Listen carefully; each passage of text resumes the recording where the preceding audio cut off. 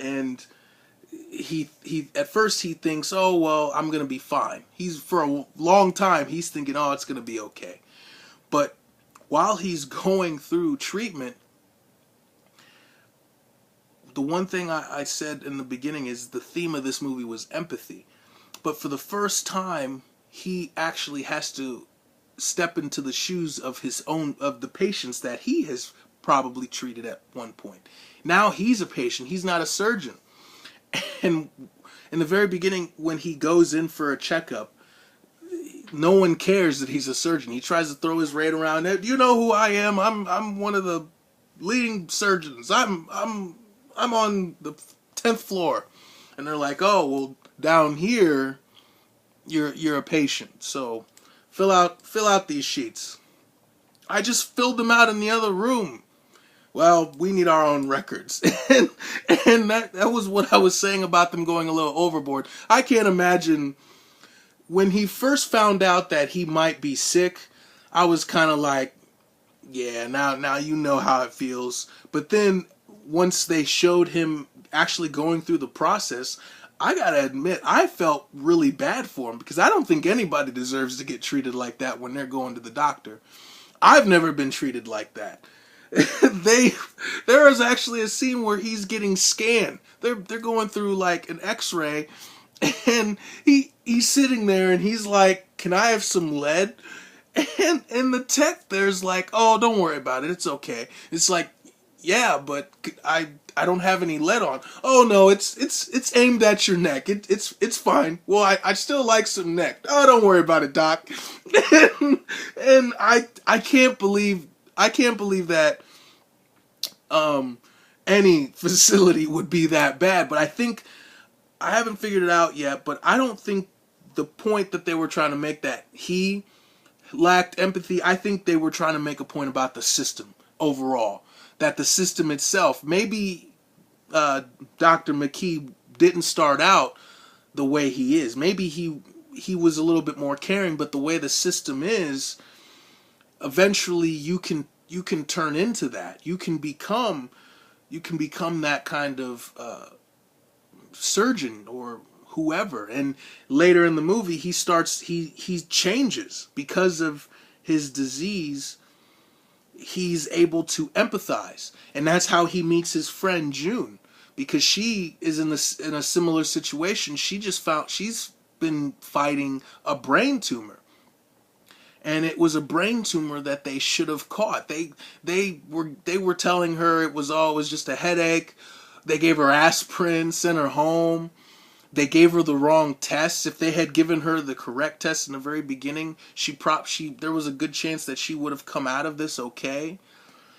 And that's how they were able to connect, because they're both in a bad position, and it's like nobody else cares. Can you imagine you're diagnosed with cancer? He comes in one day and they're telling him he's supposed to be getting radiation therapy daily, on a daily basis. He's supposed to come down there and get treatment. He shows up and the doctor's not there. And the nurse comes over, "Oh, the doctor's not here today." "What do you mean the doctor's not here? Where is he?" "Oh, well, I think he's in a meeting." He's in a meeting? Well, when am I going to see him?" "Oh, he should be back with you next week."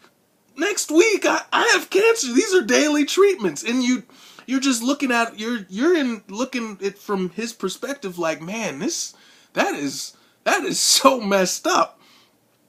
So I don't think any facility any facility that is like that definitely won't be going there. But I think that was the importance of this movie, is to show you how it could be if you don't care about your patients. He even had a sort of like a debate. I mean, this guy was like a rock. They treated this guy like a rock star. Everyone loved him. He was joking around. He was the man. His residents were following him, hand and foot. And he was laying down the law, telling them, "Oh well, to be a really good surgeon, you have to distance yourself from these patients." And he had a debate with one of his female residents. She said, "Well, because they're dying, shouldn't we care that much more. And he says, well, if you have 30 seconds to save this guy, what's more important, caring about him or knowing what to do and how to do it? I tell you, knowing how to do it is way more important. And that's who I'd want working on me. And he changed. Later in the movie, he could no longer look at things that way. He could see the way they saw things. So when his peers were cracking jokes about patients who lost their lung and stuff, he couldn't feel the same way they did about it, because he had cancer. He could die. And he knows patients how they feel about it. So that was one of the best things. He couldn't see things the way that he used to.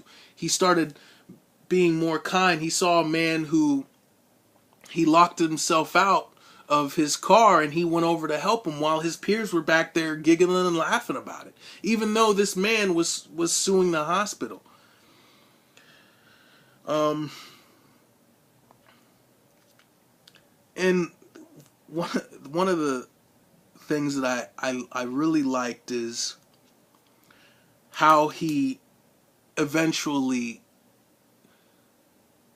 flipped his whole entire outlook and helped his residents see things from the patient side. At the very end of the movie, he brought his residents in, and he treated them like patients. He made them take all their clothes off and put on the patient gown, and he said, from the next 72 hours, you're going to go through all the tests and eat all the food and stay in the beds and be the same, go through all the treatment that the patients go through. Because I didn't understand until I was a patient what they go through. And I thought that scene was the best scene of all. Out of all the parts, I thought that one was the best. I think this movie related to me as a surge tech, because I could be in a situation where there's a person whose life is on the line, or what I do could affect how the rest of their life goes. Aseptic technique, those things, it's very important. And it's difficult because I don't speak to these patients. But by watching this movie, like I said, it reminds me of some things that I don't think about that often. What kind of pain and suffering they go through. I don't have to see it and I don't have to deal with it, but it's very, very important.